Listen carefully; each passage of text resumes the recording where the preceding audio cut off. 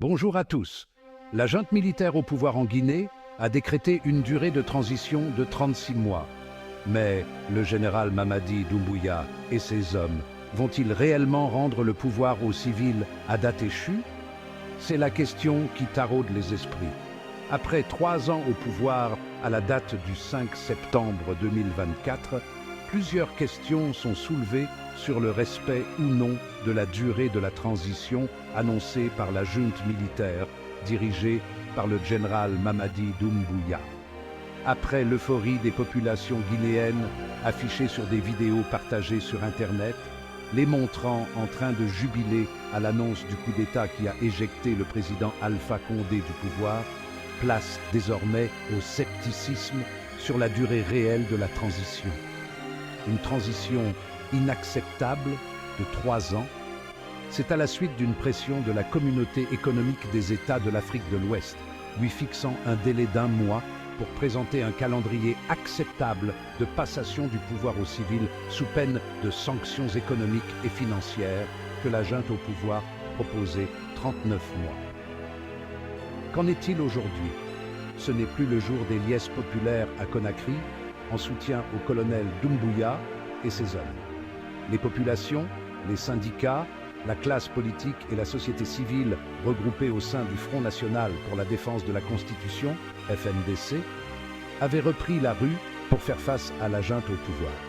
À la suite d'un appel à manifester du FNDC à la date du 17 août 2022, le ministre de l'Administration du Territoire et de la Décentralisation annonce sa dissolution par un arrêté le mardi 9 août. Au moins 5 personnes ont été tuées lors des manifestations interdites qui ont été initiées par le FNDC les 28 et 29 juillet pour dénoncer une gestion unilatérale de la transition par le pouvoir militaire. Depuis lors, le climat est tendu à Conakry entre l'opposition et la junte. Les populations attendent beaucoup du pouvoir militaire en place, qui suscitait beaucoup d'espoir. Beaucoup se sont exprimés au micro de Boubacar Diallo, à Conakry. Dans ce micro-trottoir, ils expriment leur point de vue mitigé sur la transition dans leur pays. La jeunesse souffre, les populations aussi souffrent. Si ça continue comme ça, il y aura un dégât au niveau des populations, confie un citoyen. Pour moi, ce qui a pu marcher réellement, comme il disait, c'est la refondation. Nous souhaitons que le général président puisse revoir réellement son discours du 5 septembre et rester dans la logique de ce discours, car le Guinéen attend beaucoup de lui. Étant jeune, on fonde beaucoup d'espoir en lui, dit un autre. Ils ont juré de rompre avec le passé tumultueux du pays et de construire une Guinée nouvelle. Mais nous voilà, 3 ans plus tard, et les choses ne se déroulent pas exactement comme prévu. Alors, qu'est-ce qui a mal tourné? C'est la déception totale. Le changement qu'on attendait du CNRD, non, on ne l'a pas vu. Nous, on croyait que quand ils viennent, ils vont mettre les choses en marche. Mais ce qu'on voit, ce n'est pas ce qu'on attendait. Ce n'est pas la démocratie. C'est comme s'il veut rester. Selon Nicolas Négos, l'envoyé spécial de la BBC à Conakry, qui s'est entretenu avec de nombreux jeunes Guinéens, ceux-là s'attendaient à une nouvelle Guinée. J'ai rencontré de jeunes Guinéens qui m'ont fait savoir qu'ils étaient déçus, qu'ils s'attendaient vraiment à une nouvelle Guinée, qu'ils ont cru aux promesses du général Doumbouya et qu'aujourd'hui, ils ont l'impression que leur pays est en train de vivre une nouvelle fausse transition, révèle Nicolas Négos. Depuis son indépendance en 1958, la Guinée a connu 3 coups d'État. Si les 2 premiers ont eu lieu après le décès de chefs d'État, le dernier, il y a 3 ans, a renversé le premier président démocratiquement élu du pays. La Guinée possède les plus grandes réserves de bauxite et de fer du monde, mais sa population est parmi les plus pauvres d'Afrique de l'Ouest.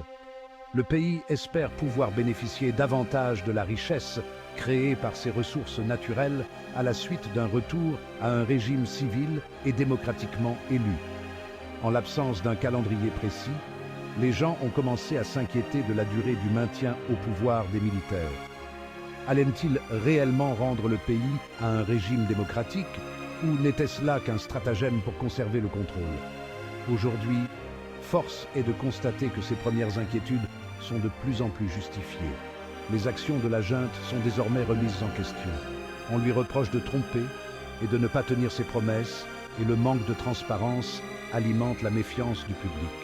Par exemple, il y a eu beaucoup de controverses autour des déclarations des porte-paroles de la junte. Un jour, ils disent une chose, et le lendemain, c'est tout le contraire, notamment sur la question de la participation des membres de la junte aux futures élections. Ce genre de volte-face nuit à leur crédibilité. Maintenant, prenons un peu de recul. Le problème majeur ici est une culture de l'impunité.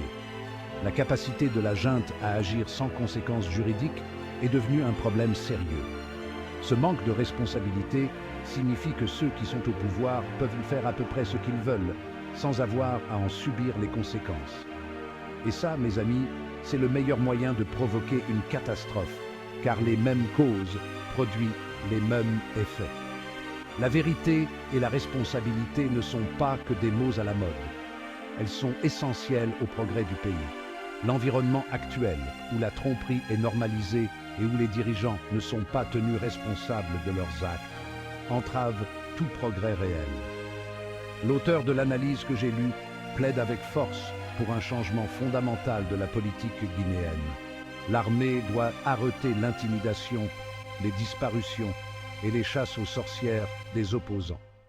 Le pouvoir absolu corrompt absolument et les choses finiront par tourner au vinaigre tôt ou tard. La constitution guinéenne stipule que le général doit démissionner de l'arme 6 mois avant de se présenter. Le général nous avait dit que ni lui et les autres militaires ne se présenteront pas aux élections. Mais bon, le retour en arrière n'a jamais cassé le dos du margouillat, comme le dit un adage du pays. Le pays doit s'engager sur la voie de la vérité, de la transparence et de la responsabilité. C'est seulement à cette condition qu'une Guinée véritablement nouvelle pourra voir le jour, libérée des cycles de mensonges, d'oppression et de promesses non tenues qui ont marqué son passé. Alors, quel est l'avenir de la Guinée? Difficile à dire. La voie à suivre est semée d'embûches, mais une chose est sûre. Le peuple guinéen mérite mieux. Il mérite un gouvernement qui respecte la vérité et qui agit avec intégrité. C'est un long chemin à parcourir, mais avec une pression soutenue et une exigence de responsabilité, le changement est possible. Merci de nous avoir suivis. Si vous avez trouvé cette vidéo instructive, n'hésitez pas à l'aimer, à la partager et à vous abonner pour plus d'analyses approfondies sur des sujets mondiaux. D'ici là, restez informés et restez engagés.